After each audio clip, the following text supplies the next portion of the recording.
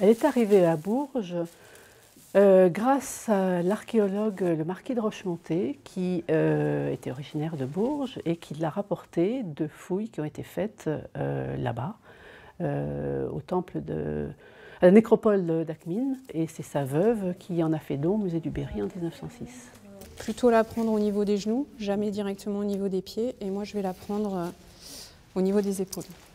Djedor, c'est son nom, se prépare, car la momie a rendez-vous à la clinique pour passer un scanner. C'est quand même une vieille dame de 2000 ans, enfin un vieux monsieur en l'occurrence, et que c'est un peu délicat à manipuler, donc il a fallu mettre en place tout un protocole de levage avec un système de brancard pour ensuite la poser sur son plateau de travail.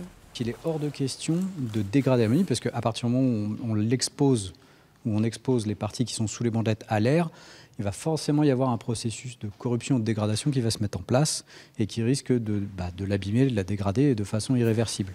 On sait qu'il s'agit d'un prêtre, âgé d'une cinquantaine d'années, mort il y a 2300 ans.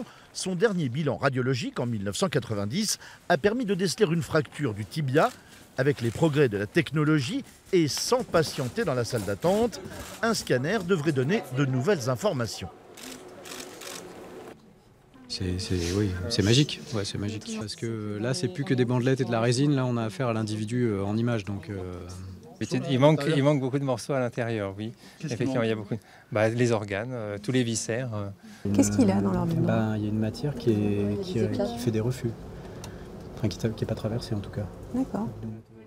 Djedor avait une très belle dentition, pas de carie, il avait une fracture du tibia, de l'arthrose dans la cheville. Il y a un calvicieux sur le tibia.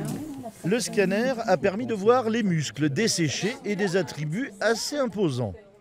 On accède à une personne vieille de plus de 2000 ans, donc c'est quand même une rencontre très privilégiée. C'est un petit peu voyeur aussi, il faut quand même le reconnaître. Mais je pense que c'est surtout passionnant parce que voilà, on est plusieurs avec des regards différents à pouvoir échanger sur les images qu'on a là. L'examen a permis d'en savoir plus et de se poser de nouvelles questions. Où sont les viscères, puisqu'elles ne sont pas à l'intérieur?